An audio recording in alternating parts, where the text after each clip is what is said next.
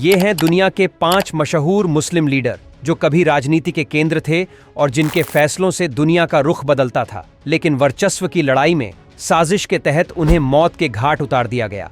जानिए उनकी कहानी।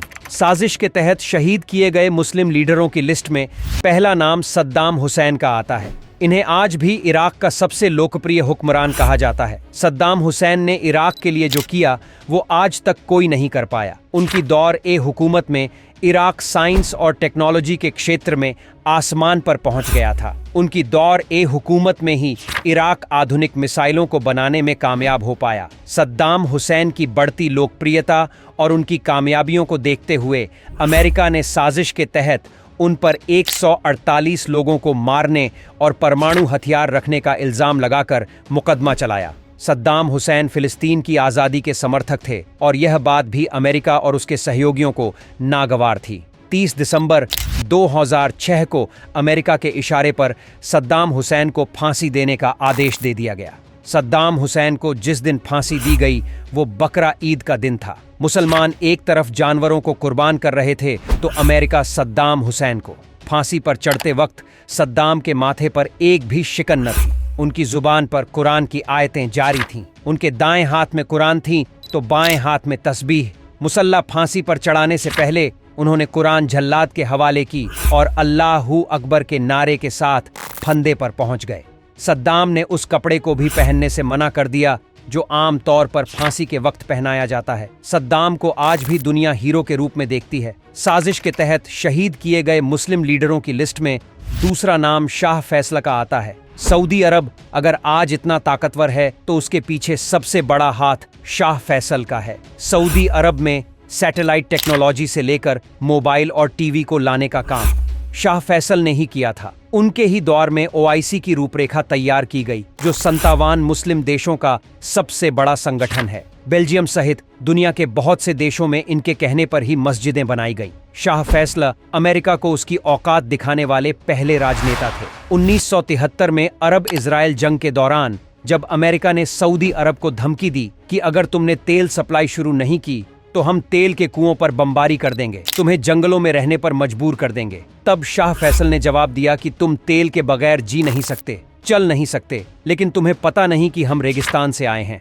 हमारे पुरखों ने खजूर और दूध पर जिंदगी गुजार दी।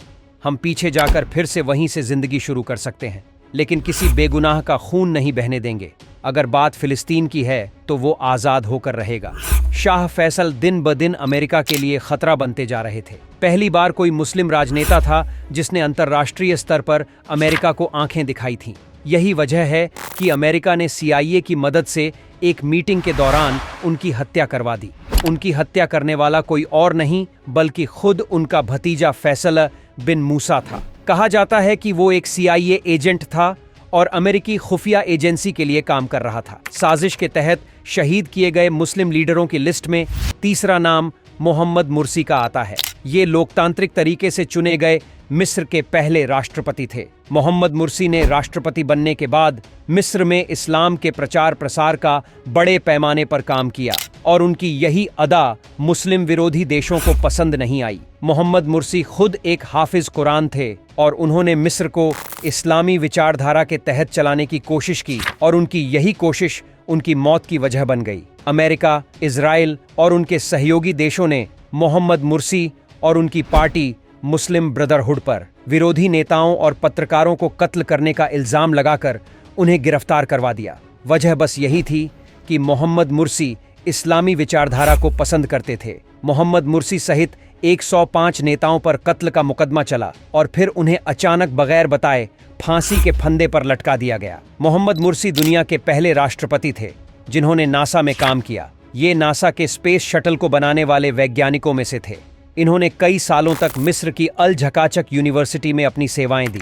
साजिश के तहत शहीद किए गए मुस्लिम लीडरों की लिस्ट में चौथा नाम मोहम्मद कज़्ज़ाफ़ी का आता है। मोहम्मद कज़्ज़ाफ़ी तानाशाह थे, डिक्टेटर थे। क्या थे इस पर बहस बाद में, लेकिन लीबिया को बर्बाद करने और उन्हें कत्ल करने में यूनाइटेड नेशन से लेकर नाटो और दुनिया भर के मुस्लिम विरोधी देश शामिल थे।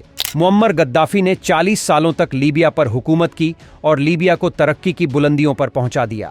वो दुनिया के उन राजनेताओं में से थे जिन्होंने कैपिटलिज्म और कम्युनिज्म को रिजेक्ट कर एक नई पॉलिटिकल थ्योरी को जन्म दिया और बताया कि कैसे इस्लाम दुनिया की तरक्की की वजह बन सकता है। कज़्ज़ाफ़ी के इन्हीं विचारों और उनकी लिखी गई दी ग्रीन बुक के बाद ही उनके खिलाफ साजिशों का सिलसिला शुरू हुआ और फिर 2001 में आंदोलनकारियों द्वारा उनकी हत्या करवा दी गई।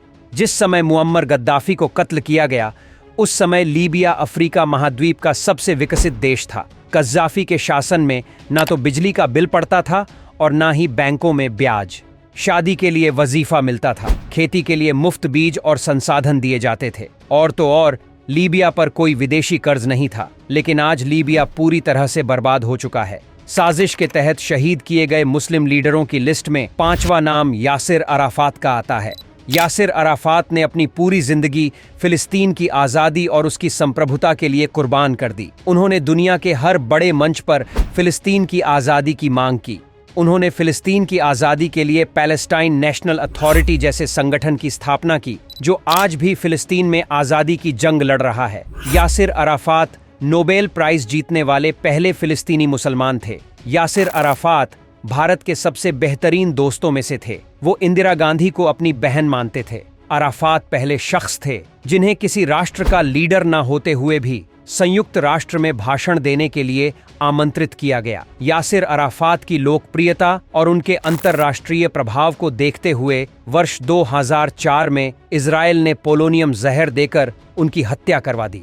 यासिर जब तक जिंदा रहे, इजराइल कभी फिलिस्तीनियों का नरसंहार नहीं कर पाया। अगर वो थोड़े दिन और जिंदा रहते तो फिलिस्तीन आज़ाद हो चुका होता। इन सब के अलावा अनवर सादात, मोहम्मद नजीबुल्लाह, हुस्नी मुबारक और उमर मुख्तार जैसे बहुत से राजनेता और लीडर गुजरे जिन्हें साजिश के तहत मौत के घाट उतार दिया गया। आज भी अगर कोई मुस्लिम राजनेता खुलकर अपने अधिकारों या दुनिया भर में मुसलमानों पर हो रहे अत्याचारों की बात करता है, तो विरोधी देश या तो वहां पर सत्ता परिवर्तन करवा देते हैं या फिर उसे मौत के घाट उतार दिया जाता है। तुर्की जैसे देश में रजब तैयब एर्दोगान के खिलाफ रचा गया षड्यंत्र इसका सबसे बड़ा उदाहरण है। वैसे इनमें से किस लीडर ने आपको सबसे ज्यादा प्रभावित किया? नीचे कमेंट में जरूर बताएं।